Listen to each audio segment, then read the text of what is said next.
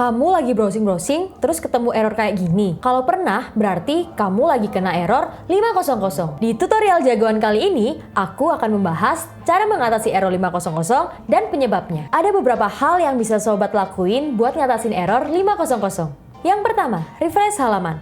Kadang-kadang error 500 bisa diatasi dengan merefresh halaman. Caranya, klik tombol F5 atau klik icon refresh di browser. Yang kedua, hapus cache atau cookies. Ini cara yang umum ya buat ngatasin berbagai masalah di web. Bisa aja karena penyimpanan di cookies atau cache bermasalah, jadi bikin website sobat munculin error 500. Tinggal hapus aja cookies dan cache di browser sobat kayak gini. Yang ketiga, cek error log. Kalau sobat pakai framework atau CMS seperti WordPress, akan tersedia file dengan nama error_log. Sobat bisa cek file tersebut di bagian paling bawah, karena error terbaru akan ditulis di bagian terbawah. Pastikan tanggal dan waktunya sesuai dengan saat kendala terjadi di websitemu. Yang keempat, memperbaiki permission error.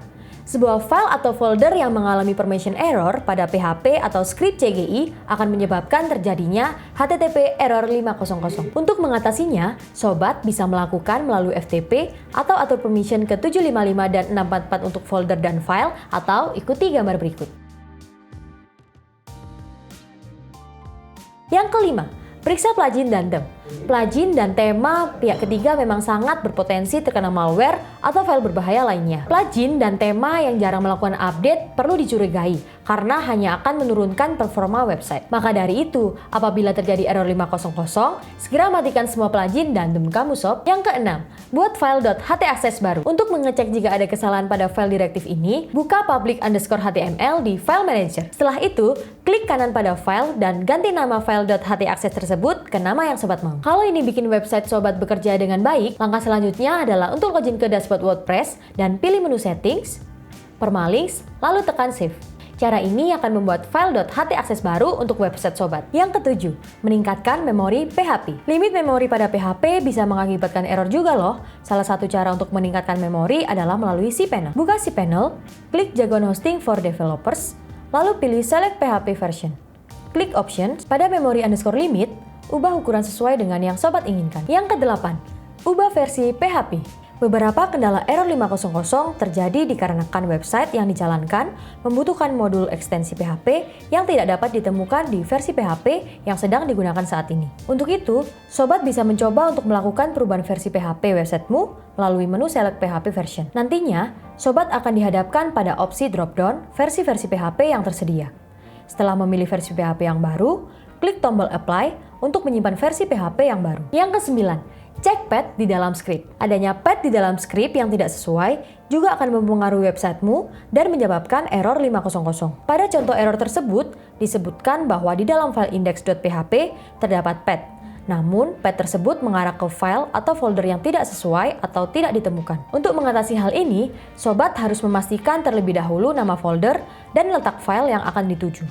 Setelah itu, sobat bisa melakukan perubahan path yang ada di dalam script tersebut dan pastikan tidak ada kesalahan seperti typo pada penulisannya. 10. Meminta bantuan ke pihak penyedia hosting. Kalau semua cara di atas sudah sobat lakuin tapi masih muncul error, aku saranin menghubungi pihak penyedia hosting. Buat yang pakai jagoan hosting, sobat bisa langsung chat ke tim support member area jagoan hosting yang ada di pojok kanan bawah. Setiap kendala yang sobat alami pasti bakal dibantu secepatnya. Itu tadi cara mengatasi error 500 sob. Sekarang, yuk kita bahas apa itu error 500. HTTP status error 500 berarti server mendeteksi adanya kesalahan, namun tidak bisa mengetahui penyebabnya secara spesifik. Dengan kata lain, server tidak bisa mengenali masalah yang sebenarnya terjadi. Jika error 500 muncul pada browser sobat, ini berarti ada kesalahan di dalam server hosting website tersebut. HTTP error 500 ini muncul ketika web browser sobat sudah bisa meminta data kepada server hosting, namun server hosting sobat tidak merespon permintaan dari web browser. HTTP error 500 juga disebabkan oleh masalah pada bagian server yang biasanya disebabkan karena file yang korup atau pengaturan yang salah di file .htaccess. Pada dasarnya,